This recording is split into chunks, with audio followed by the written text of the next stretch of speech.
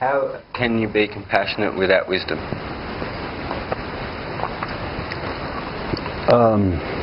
Well, most the kind of compassion that we receive every day from average person, even the nicest person, would be regarded as a compassion with a wisdom. A lot of those compassion are compassion directed to alleviating particular miseries or difficulties someone on the spot, someone who has no home or nothing to wear, or when you go and do anything immediately to relieve their sufferings. That would be the genuine compassion with or without wisdom. Will be seen. But when a person practices compassion to that very situation many times, then they wonder whether they are helping the people or not, you see.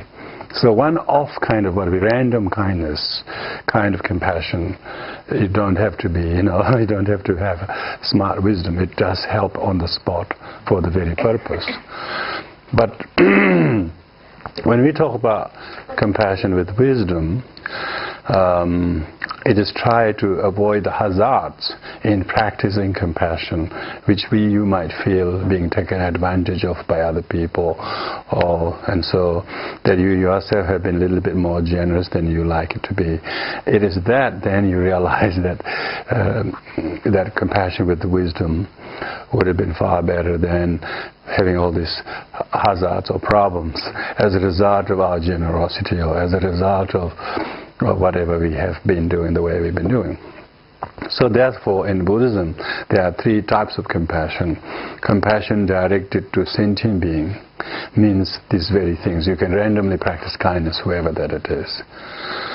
I think most people do that. You don't have to be religious or you don't have to be non-religious. Most people have that quality.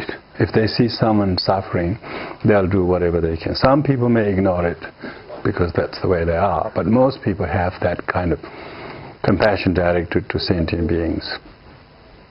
Say a person who has a more karmic responsibility to look after the young or elderly parents or someone in their care, and then their compassion directed to that particular person will be tested because they're having to do that with that very person so a long time, again and again.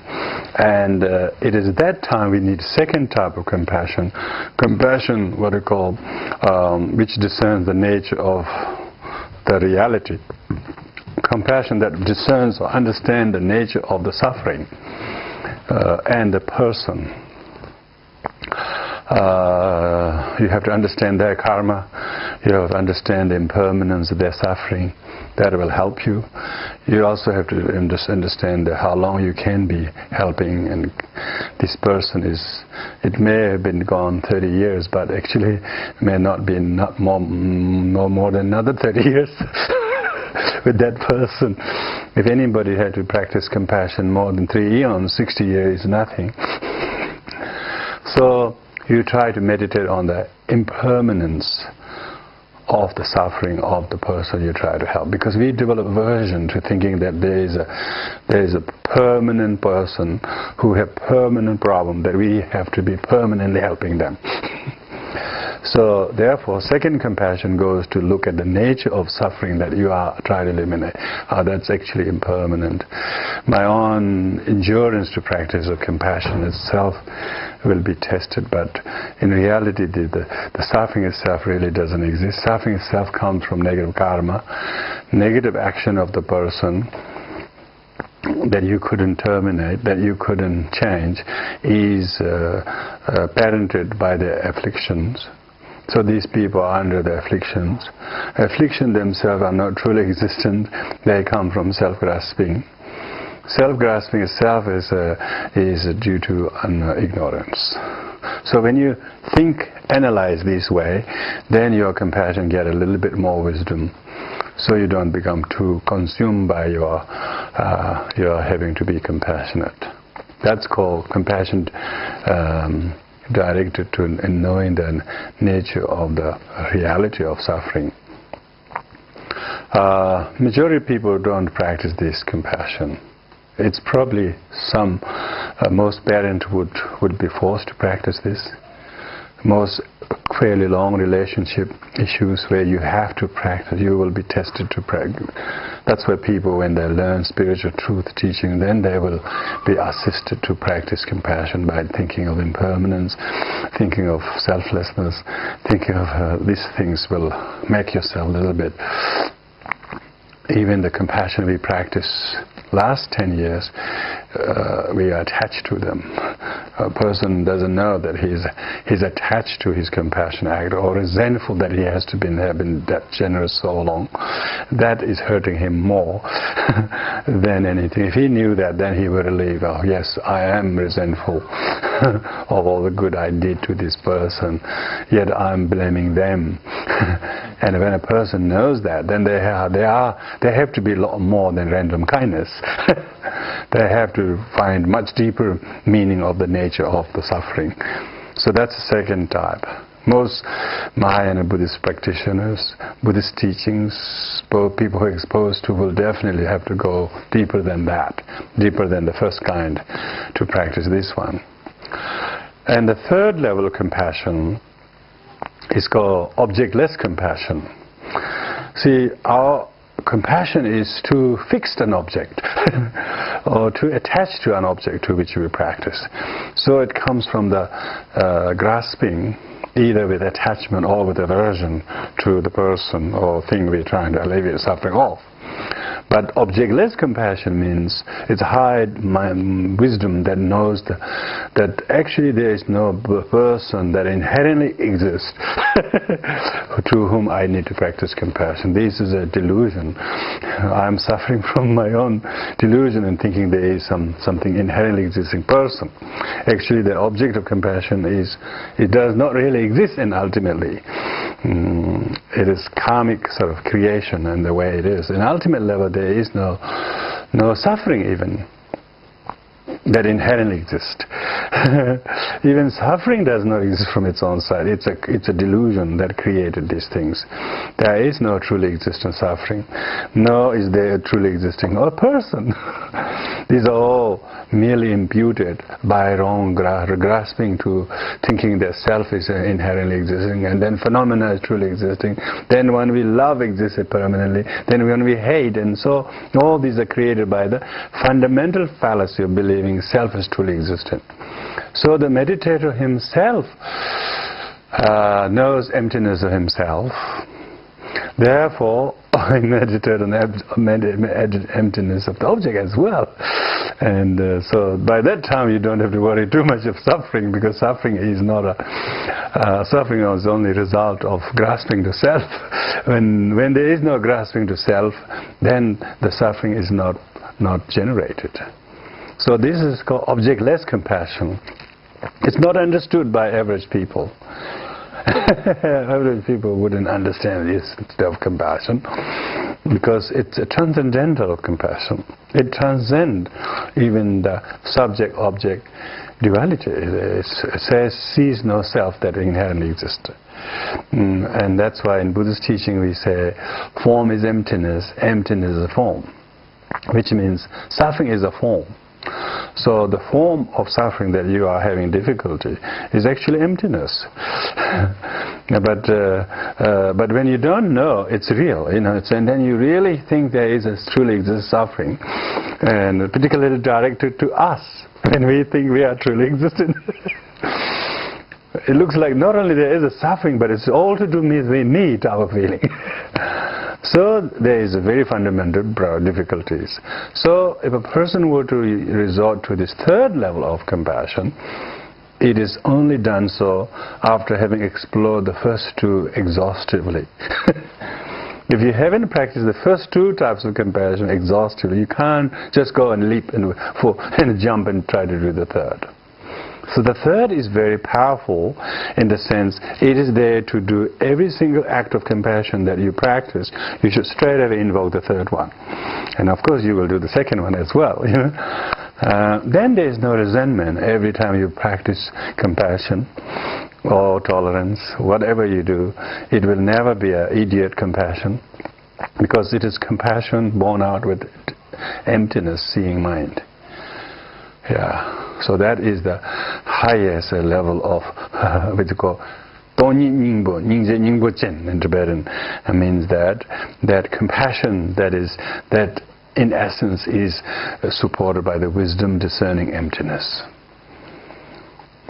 But that doesn't mean that you don't practice relative compassion. You practice still compassion, but it is practiced with how this person who is himself resenting, because he knows its impermanence of the suffering, lack of inherent existence suffering, and he's had compassion for those people who don't understand that. And then therefore his compassion is just compassion after compassion, but different levels of compassion. So therefore compassion with wisdom is only practicable by a person not who intellectually understand these three concepts of compassion, but who actually have merit to have such vast knowledge and comprehension, and in knowing the breadth and the width of the Buddha's teaching and the wisdom that it entails. When you have such fortitude to accommodate in your mind, then you can definitely practice all three compassion without contradiction. First, compassion is necessary on a relative level. You have to attend to individual sentient being needed. Second is that you don't increase your danger of fatigue in being compassionate. When you look at impermanence of object of suffering, then there is not a permanent thing. Third level is actually seals any danger of you getting attached to your object of compassion or compassion that you've shown, or aversion to the person resentment that you have been having to be always compassionate one.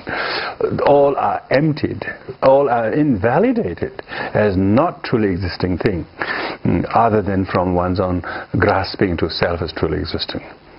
So that's why third level of compassion and the second level of compassion will be practicing compassion with wisdom. Most people practice the first one quite a lot of time. They break their arms with it. They do all sorts of heartaches. They also disappointment, frustration. All comes because they're practicing first compassion. First compassion is a very limited, because you have this grasping to yourself. You think you're obliged to do this. It's your responsibility to do this. In many ways you have a caring mind. In other ways you're controlling mind. It's really become very confusing there because it's uniquely between us and someone else. It's not with anybody, If it's somebody, it would have been quite different. But had it not been this particular person with whom we have strong karma to be mother or father or brother or like that, because of that dynamic of compassion locks us in.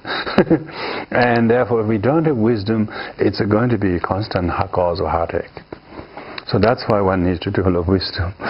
So while the relative compassion itself is not jeopardized, because practicing compassion is better than hating someone, and so on. But compassion is one virtue that itself does not exist inherently. Compassion is a virtue that is totally dependent on your understanding of suffering. So to practice compassion, you need suffering. So without suffering, you can't even practice compassion. And the effective application of compassion is there if you understood the nature of the suffering, which itself is impermanent. So you don't have to worry a lot. By the time you understand suffering, you know that your compassion will already assist you, because the suffering that you are trying to address to is from its own side, it's impermanent. It doesn't have a life of its own. It's not a long life milk, It's a short-lived milk. Short-lived milk. It's only good for August 14th, that's it. So, most sufferings are only 1 week. So you should think like that. All suffering's got an expiry date. Very good. Good to remember that. Because we think that this has been going on last 10 years, 15 years, 20 years, and then make it really, it must be long. Suffering is usually suffering because it's long. But if you can shorten it by your wisdom, then it is not so painful, not so debilitating.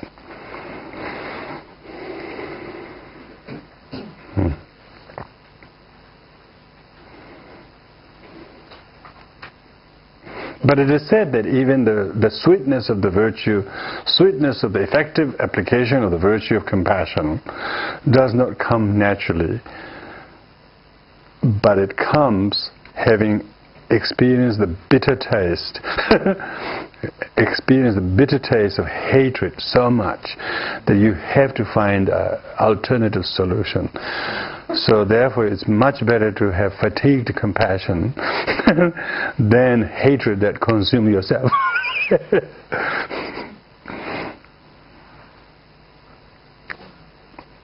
I don't think you can practice compassion always with the smiling and dancing, joy like that.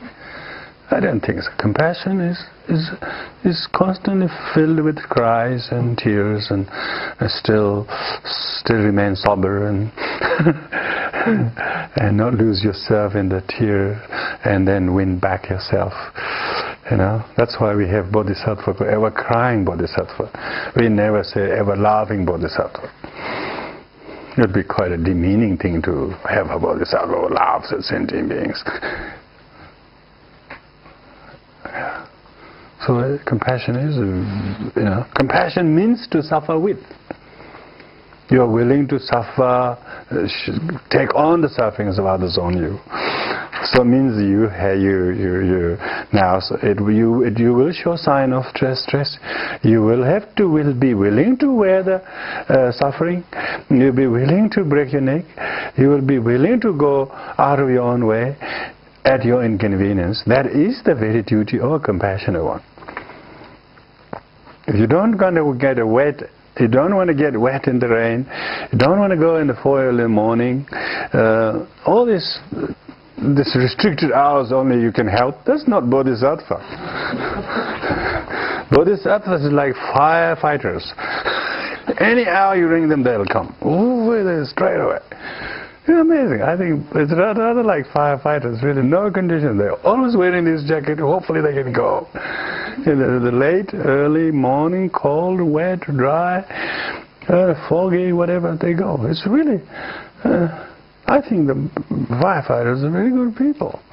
You know, they're particularly volunteer ones. They really, really risk their life, and they know they are not saying, no, I can only come at 8 till 4 o'clock type of thing. Any hours. So when you put your name there, you are willing to go. And that is the sort of, because they realize that as their duty, and they take on with great pride and honor. And so compassion is a warrior's job, not the coward's job. You have to be willing to risk some difficulties and must face them. Fragile beings can't practice compassion. So you have to train many areas.